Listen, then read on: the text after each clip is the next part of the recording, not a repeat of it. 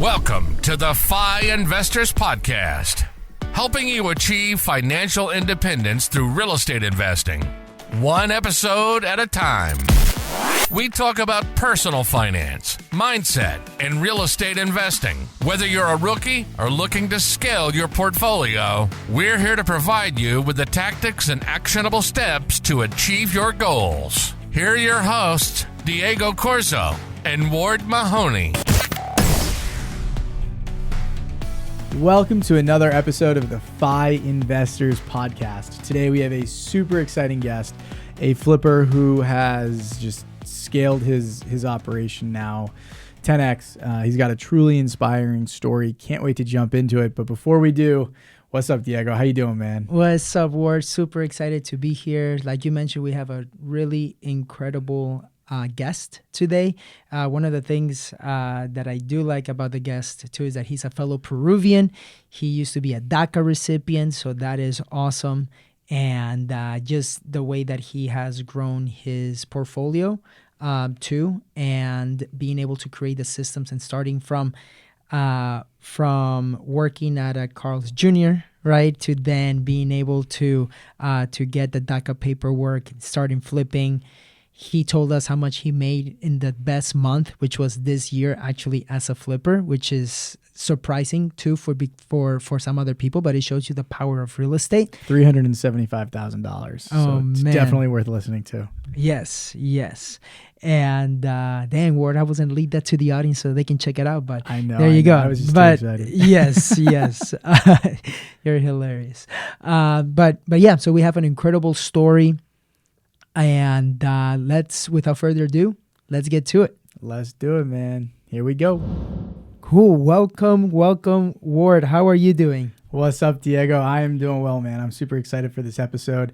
We've got someone who I met a few years ago, started flipping, and has just done some really, really cool things. And watching his growth has been amazing. So I'm stoked to get into this episode today. Yes. Same here. Rafael, welcome to the FI Investors Podcast. How are you doing today? Doing great, guys. Thank you for having me. Yes, man. I'm really excited because you are a fellow Peruvian, fellow real estate investor. So really excited to hear your story because I know it's super inspiring of where you got started, how you guys came here, all of that stuff, and what you're doing now. So if you can, Rafael, tell us a little bit about what your business and your real estate empire is now, and then we'll take it back. Yeah, so I am a full-time real estate investor. My main focus is flipping. So I do about 35 to 40 a year. Currently have 13 flips going on at once. And I do buy some rentals, 2 or 3 a year. Run about 6 to 7 crews at all times. I keep them busy. And I kind of do it all. And, self-manage, project managing, coming up with the designs. And that is pretty much all in a nutshell. Cool. And it sounds like if you're doing like 30 to 40 flips a year, sounds like you have your systems dialed in. So we'll definitely talk about that, how you're building on the rentals. But tell us a little bit about how you got started and also your story about coming here to the United States, because it's really interesting and very similar to my background too, as a fellow Peruvian. Of course. Yeah. Let me get started with my story. So I moved to the United States at 14 years old, right for freshman year of high school. Obviously, my parents brought me at a young age. I didn't really have a choice. I came with my whole family. And, as I started here, I got a job I remember at Sonic. It was my first job. I didn't have papers back in the day, so fully illegal. And I started working that way until I got, my DACA, which was like around 22, 21 years old. That's when I was able to, drive. I was able to work legally. Before that, I had to go through all the struggles. I was working at Carl's Jr. for about 6 to 7 years because I couldn't get any other jobs because of the E-Verify that we had going on at the time. And once I got my DACA, that's kind of when, everything opened up for me, as you know. And was able to get my first job in the banking industry as a teller. And I thought, I had it made at the time because that was the best job I probably had at the time, being, I think, 22 years old. driving, and it was my final big man job. So I was very excited about that. I was able to learn so much in there, about credit cards, accounts, everything in the financial side, and ended up leaving, I ended up actually bouncing around between different banks. I did Chase, Belco, all different banks. And then I ended up in the mortgage side. So my last job was actually being a mortgage processor about a year ago. It's kind of when I left. A lot of people don't know that. So about a year ago, it's when I left the 9 to 5 and just. Wow. Yeah. I did not know that. I did not know that because I always see you traveling and doing all your flips and everything. I didn't know you just left your yeah, a lot of people didn't know. Well, it was probably like a year and a half ago, but I always kind of kept it on the download because I started flipping 3 years ago. Mm-hmm. But I had, the flipping going on at the time, and that was just like so much better. I could make my whole yearly salary, if not double it in just one flip. So that was kind of like the eye-opening thing. Obviously, it wasn't like that when I started flipping, Mm-hmm. but in the year or two of flipping, that's when I was like, man, I need to leave. Like, I can definitely do this. I'm just wasting my time here. So Rafael, so when you were working your W-2, how did you know you were ready to quit and go all in on flipping? Yeah, that's a good question. So so I had been working at the Wells Fargo mortgage side. It was around COVID where I started, like right after COVID. And which is, I started flipping before COVID, but I started the W-2 after COVID because I needed to get some sort of income. And because I already had the real estate side, and I knew I wanted to be a real estate investor full time. So that was already in the mind. So before I started at Wells Fargo at the time, I told myself, I was like, I'm just going to be here for a year and a half, and then leave, as long as everything plans out the way I want. And everything did. And I already had it set. I remember it was my 30th birthday in July. It was kind of when I wanted to leave. Now I'm 32, but yeah, that's kind of where I wanted to leave. And what happened is that it was actually my 31st. And before that happened, I was getting ready to leave. It's actually a funny story. So I was getting ready to leave in July, and in March is kind of last year, March, when everybody got laid off. So I was like so excited that I got laid off, because if I would have left, I would have never gotten the I forgot the name, but it's what Severance pay. Yeah, severance package. Yes. Yeah. And I was excited because I remember I was in Vegas. I was in Vegas and I got that call. They're like, "Hey man, we have to let you go."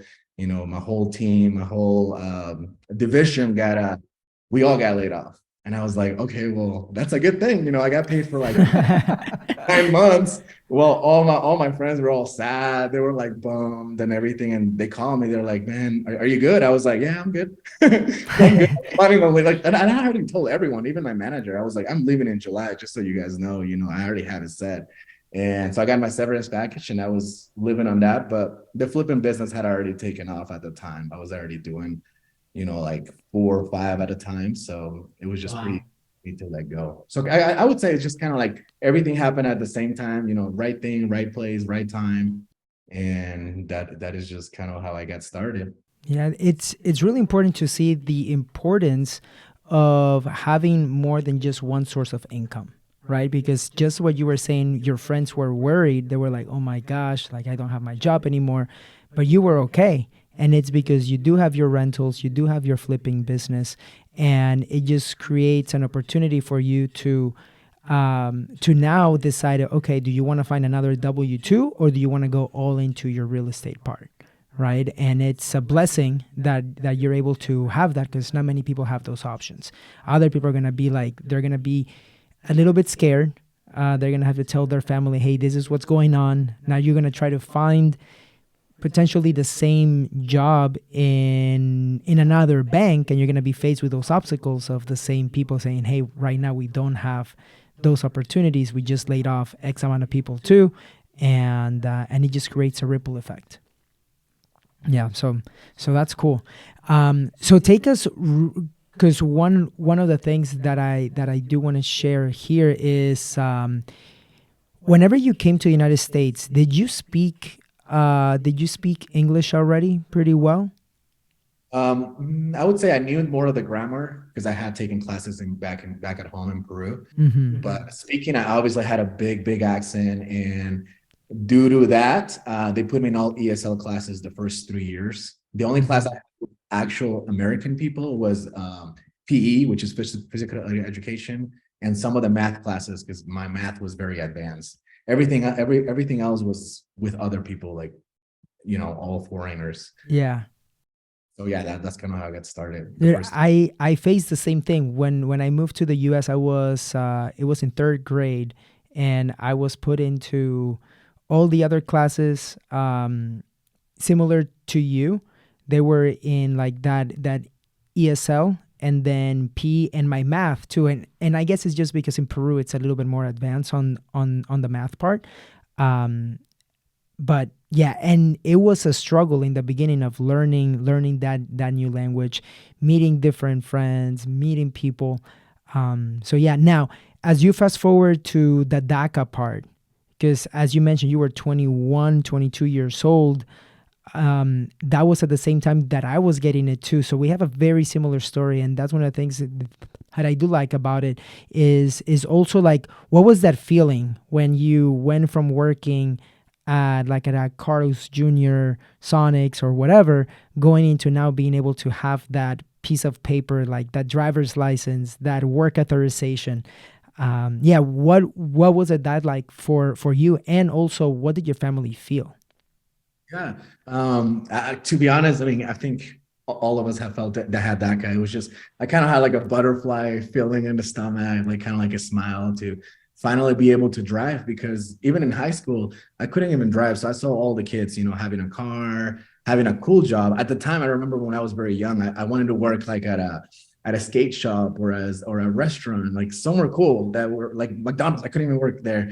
And I saw everyone having that, having those opportunities where they can literally work at anywhere they want, which it was cool work, cool jobs back in the day, something other than fast food, obviously. But so when I got it, it was just like the best thing in the world, feeling like I was more American in a way, because all those doors that were closed for me, some of them open, like working at the bank. Like I was very excited. I think my family was very proud of me because it was something that I had been waiting for a while. It wasn't the full citizenship that, we would have wished for, but it was definitely something that opened so many doors. Yeah. Just be able to drive, feel like just driving in the street, I felt like I was already a citizen. Like, I'm not on the bus anymore because I was taking the bus everywhere. So just driving and looking to the side, the next thing I was like, oh yeah, I have a car too, license too.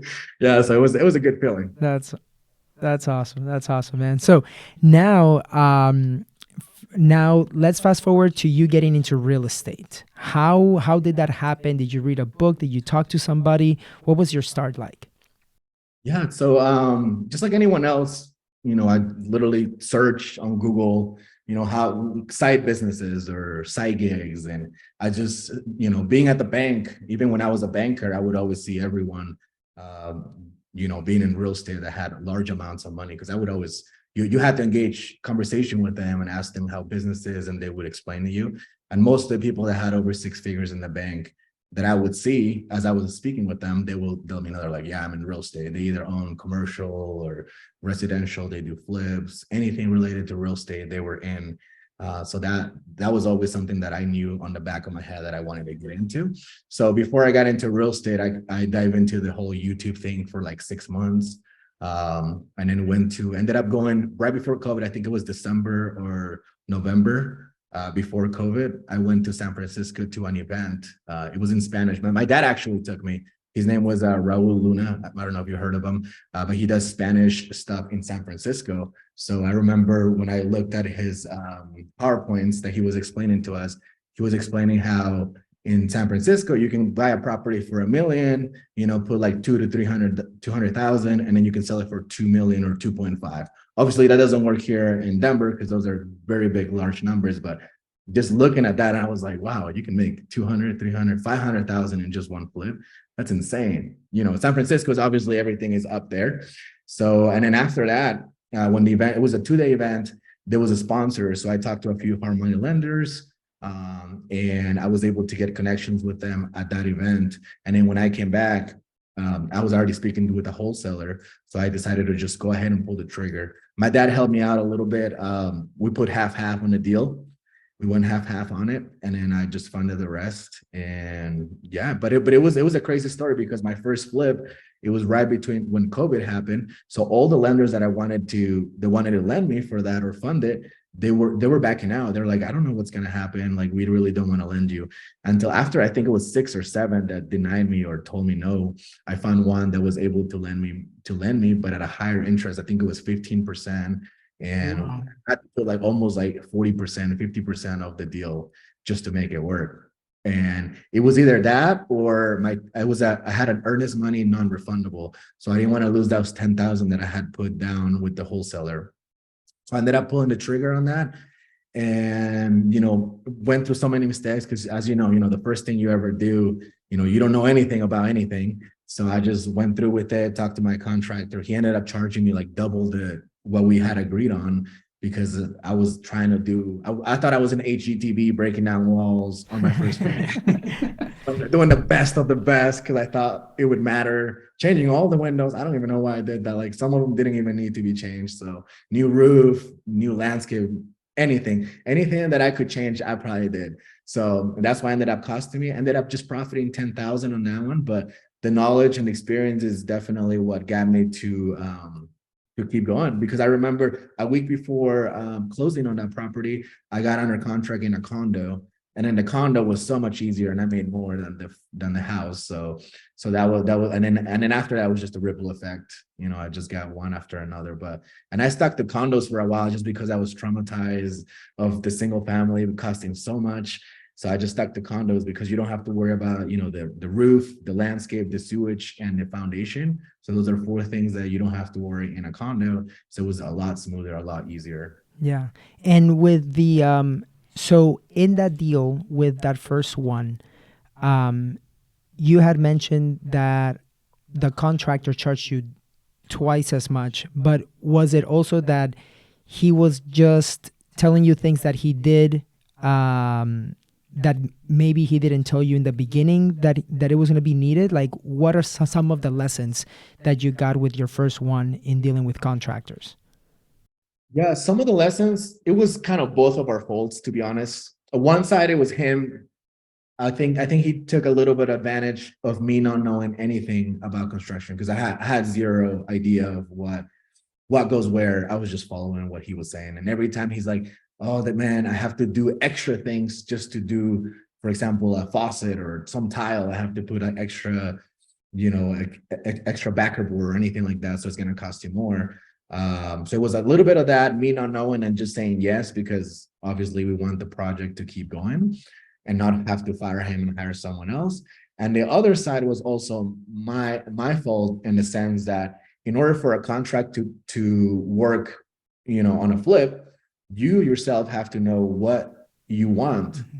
And because I didn't even know what I want, it's my first flip. Like, how do I know even what do I want? I kept changing things. Mm. And that was also my mistake. Maybe I should have brought someone else that, had a really good idea of what is going to look like at the end. But I didn't know, because it's my first flip. I'm just like, if you don't know what you want, how do you think the contractor is going to know what you want? Mm-hmm. You know what I mean? He's not going to make just, he's not his flip, he's just going to do what you tell him. But obviously I didn't know what to do. So I kept changing things. So it was a mixture of, him adding a lot of stuff and me not knowing what I really wanted. So those two kind of made everything cost double. Yeah. And what were the numbers then? How much did you buy it for? How much you put in? And also, what was that, the interest payment? Because you said it was 15%, but yeah, what were those numbers? Yeah, so I purchased it for about $350,000, and the ARV or the projected comp was 500.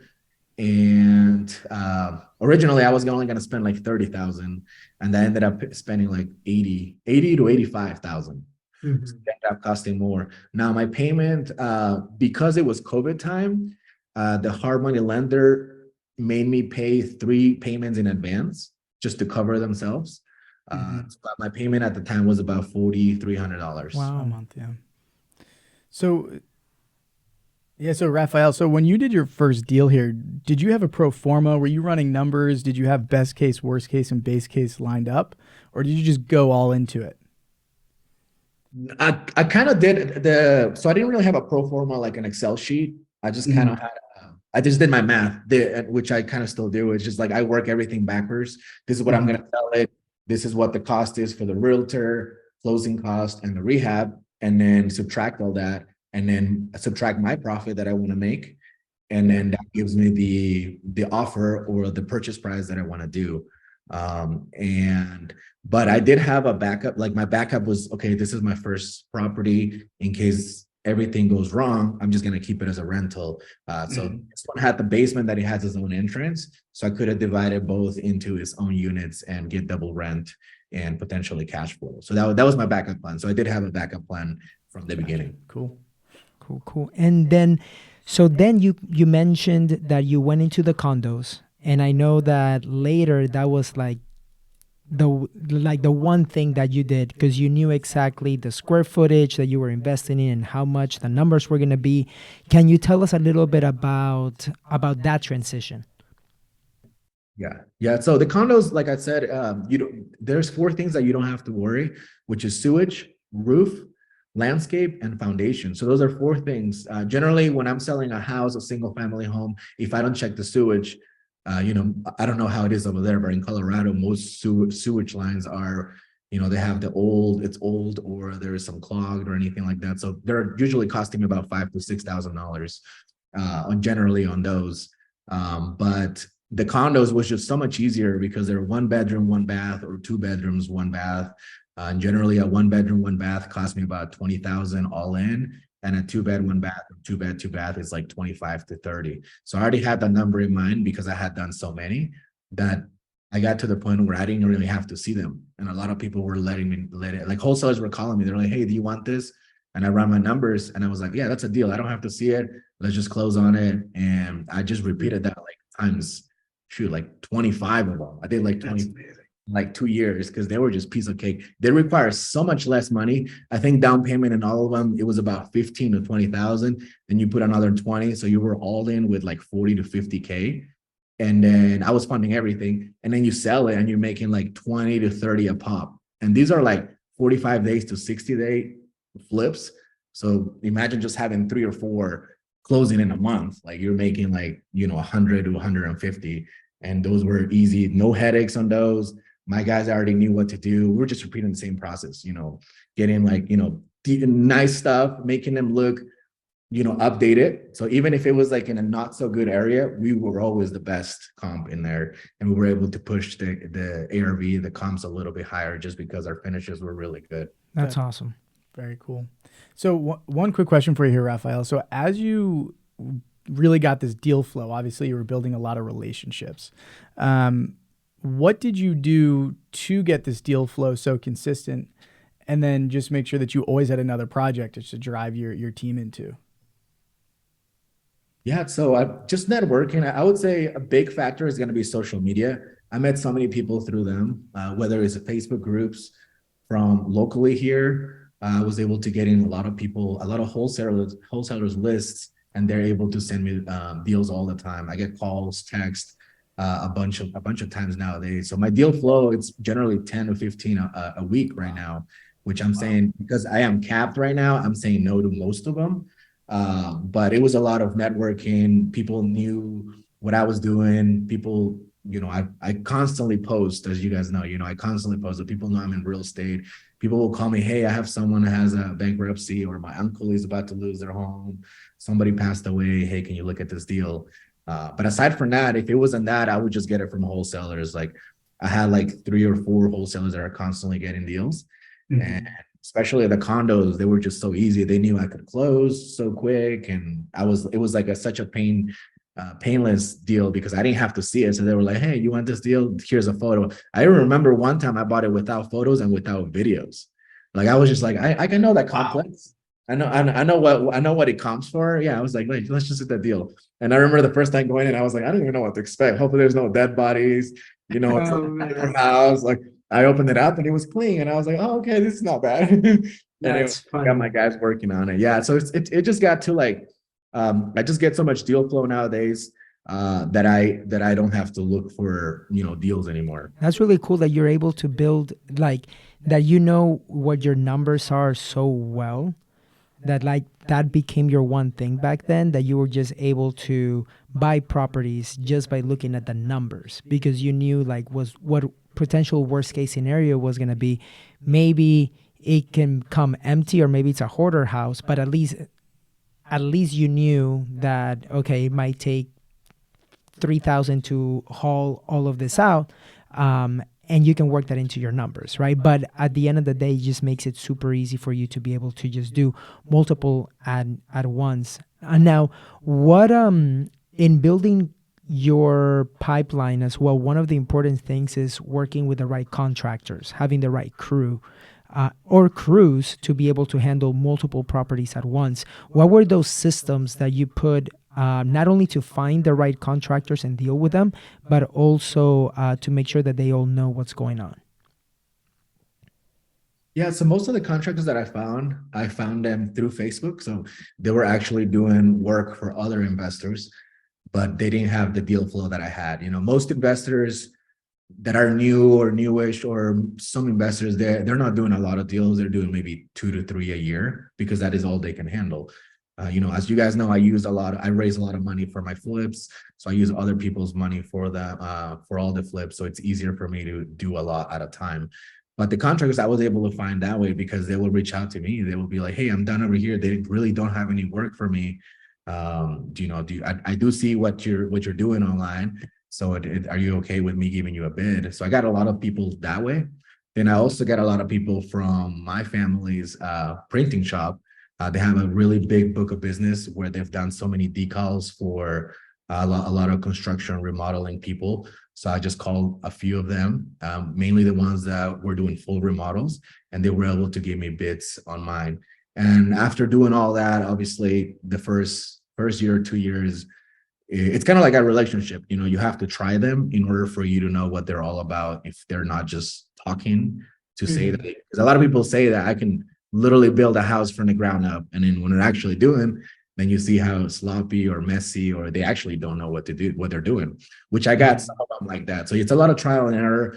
And then I finally was able to get my actual crews. So I have like 5 or 6 crews that I can trust, and they run smoothly. Like I only have to check on them once a week, and everything runs so smooth. Like what I like about this crews is that they can work by themselves. So if something is broken, they don't have to call me. They'll fix it themselves, and then they'll let me know after.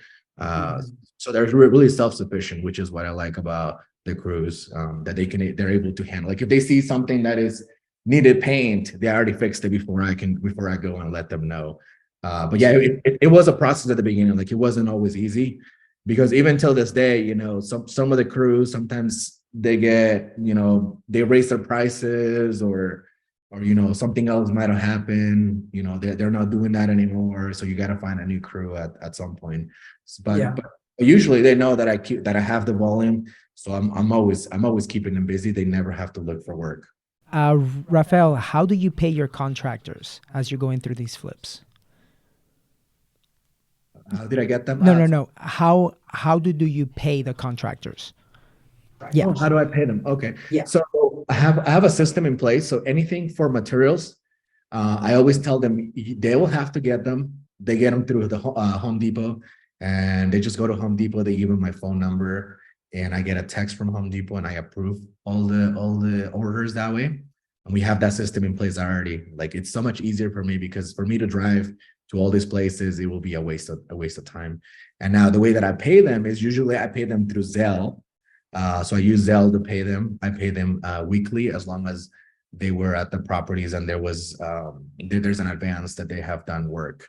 So it's every week. Usually we just divide it, whatever that amount is. It could be anywhere from $2,500 up to $5,000 weekly for every crew.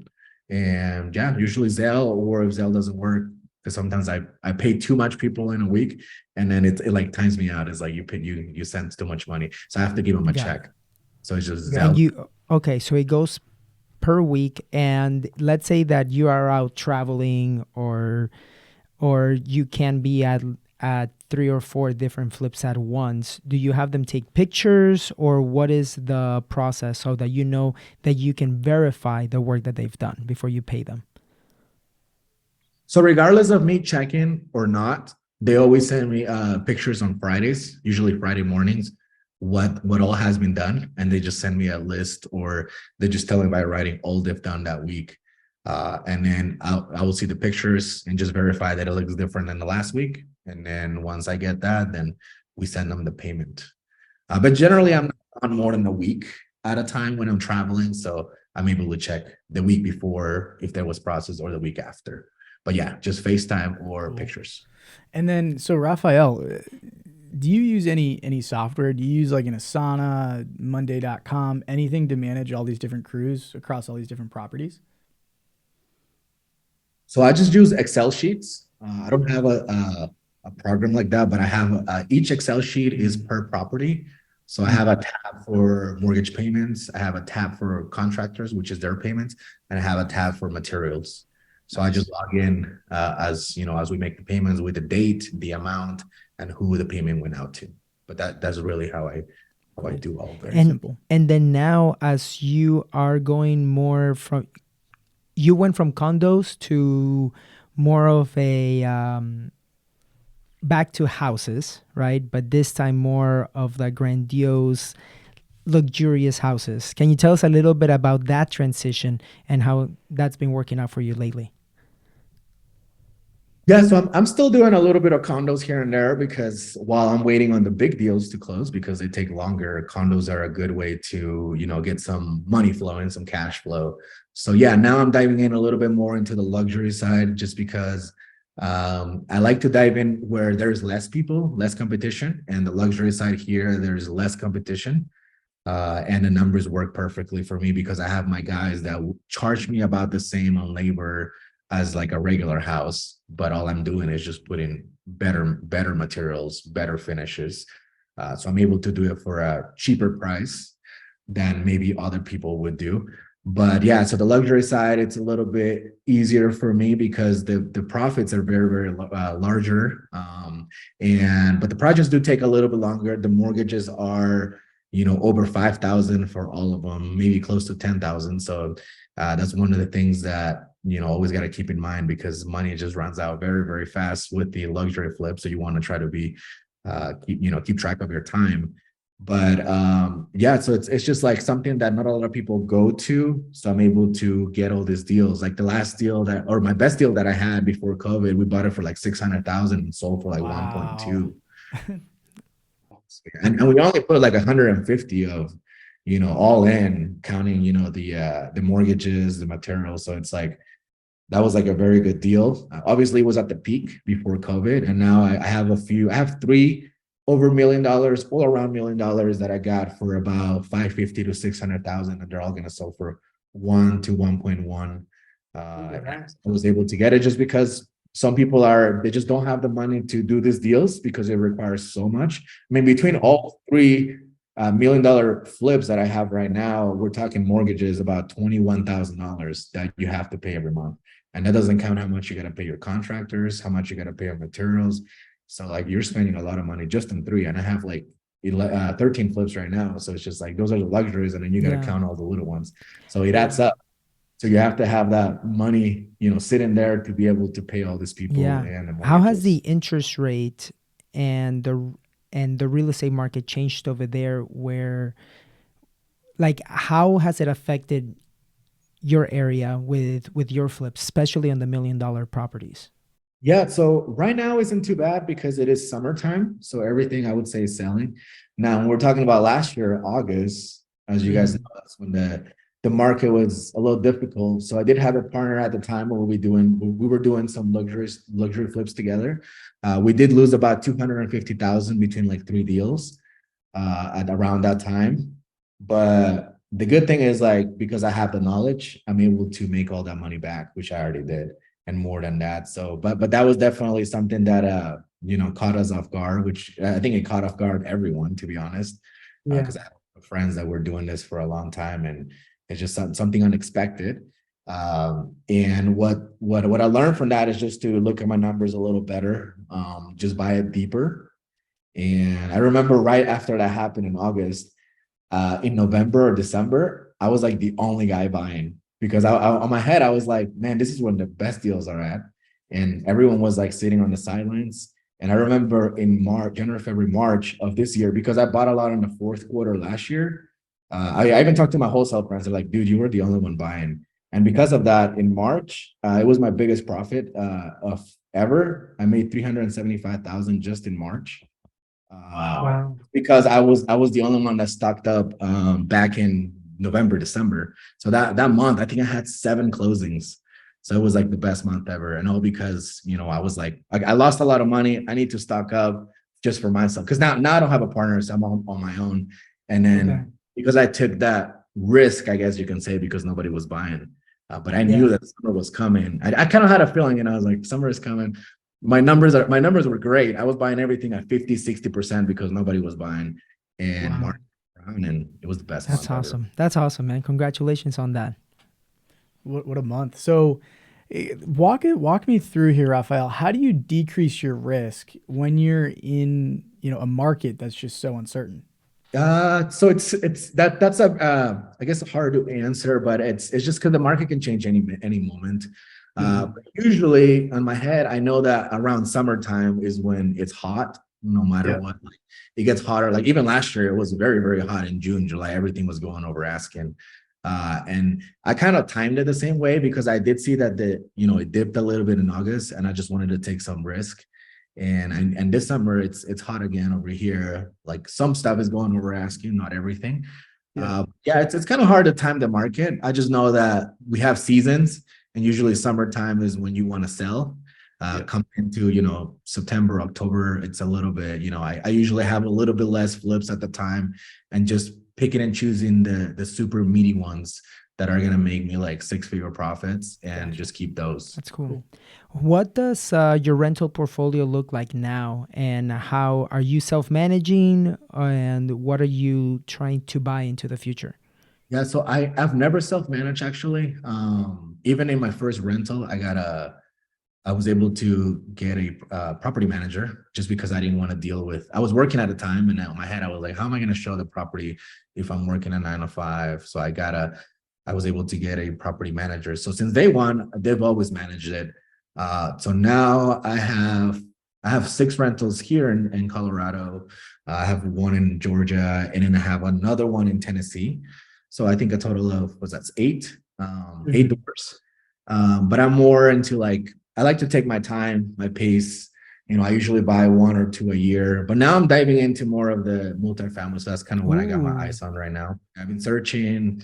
I've been, we're talking with some people about being an LP with, some of the, raising money for some of these deals. But we're still diving into all that. So that's kind of where I want to park some of my money, 5 units and up, whether it's developing or, multifamily. That's kind of what I got my eyes on. But then I also got, there's some other business ventures, in the restaurant business that I'm diving into hopefully next year that we're in.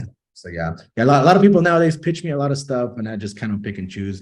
But my goal for myself is I want to be in 5 different industries aside from real estate, just to try it, to say I did it, just to have fun. I got the time nowadays. So everything is, I've delegated everything, what I would say, because I'm only working 2 to 3 times a week.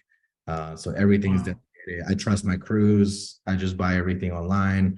So that's kind of my goals for, the end of the year or next year. That's awesome. And on the multifamily part, are you trying to stay in the Colorado area, or will you venture into other states? What's your plan on that?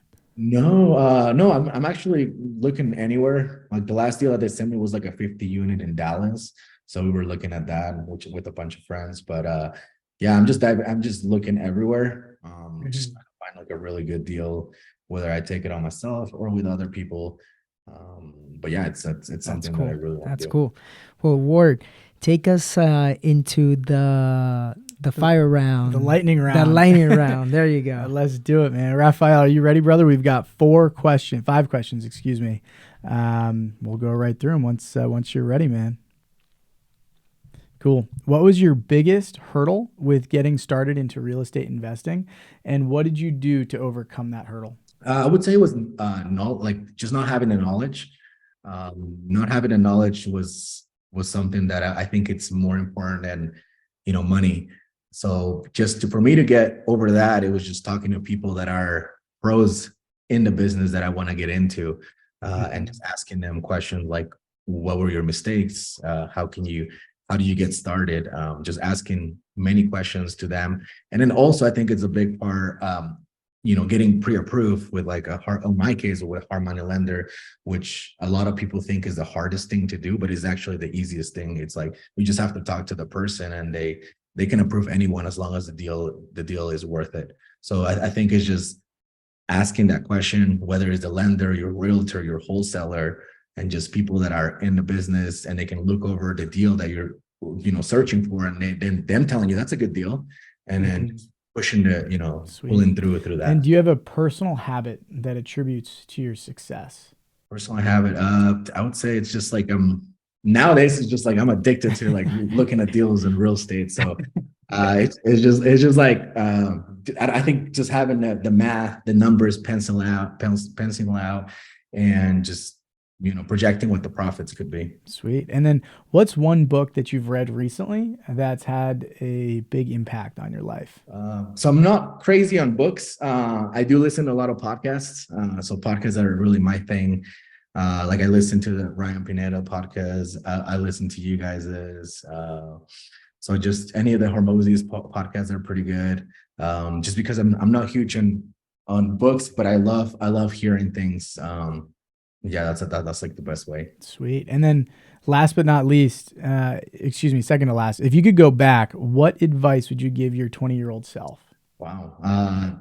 So I would say just to keep looking, to keep searching that one thing, maybe earlier at the time that something else I can do while I'm having a 9 to 5, try to find that other hobby or that other second source of income. It's what I would try to do sooner. Nice. And then last but not least here, what does financial independence mean to you? So to me, it means honestly having the time to do what I want. Like I kind of have it now, and traveling. Like I'm huge on traveling. I'm always traveling. So just going out for weeks and handle the business through my phone, online, answering emails, but traveling is like a huge thing to me. Yeah. No, I totally know that from his Instagram. He's been to Dubai, and he's been living the good life. So that's awesome, Rafael. Dude, it was where can people reach out to you to learn more about potentially about what you're doing, questions on real estate, but also if they do want to potentially like give you money, if you're raising capital and stuff like that in the future, where can people reach out? Yeah, you guys can reach out to me on Instagram. I'm huge on Instagram at Rafael RE _. I post about my life there. I take you guys through my day on the life many times. You guys can see how the business is done. I show the good and the bad, the traveling, the cars, the watches. You can see everything on there. So that's the best way to connect with me. Cool. And talk about Instagram. That's how you and I got connected. I think it was back in 2019 or 2018. Yeah. You reached out to me on Instagram. I was in Denver, and you're like, Diego, I saw that you're in the Colorado area. Can you meet up for coffee? And I said, sure. And then all of a sudden you told me your whole life story. And I was like, oh my gosh, this is amazing. Because I'm a DACA recipient too. And I'm in real estate. And just you sharing your whole story was super inspiring. So thank you for reaching out on Instagram randomly. Because not a lot of people do that. Just like whenever like a lot of people have that fear of reaching out. And of course, if one's busy. But at the end of the day is having that opportunity of just saying, hey, let me just see if he's available for coffee and go from there. Yeah, that was a good time, I remember. And now I'm actually going to see you tomorrow. Exactly. So I'll be seeing you in Austin tomorrow. And I'm super excited for that opportunity because you've mentioned a couple of things that I didn't know, right? That you were trying to get into double different industries, going into the multifamily part, maybe like doing LP or GP in the future. So we definitely have different different topics to mastermind on. So really excited to have you here, and definitely going to be bringing you back to the FI Investors Mastermind in the future too, so that you can continue to share your story and do more of a deep dive in the systems that you're working on with your flips, because I think that's really important. Cool. Awesome. Well, thank you, Rafael, for your time. We will be chatting with you soon and look forward to seeing you tomorrow. Thank you for listening to the FI Investors Podcast. Make sure you subscribe so you don't miss any future episodes. And share this with a fellow real estate investor who you think would find value in what we do. Until next time.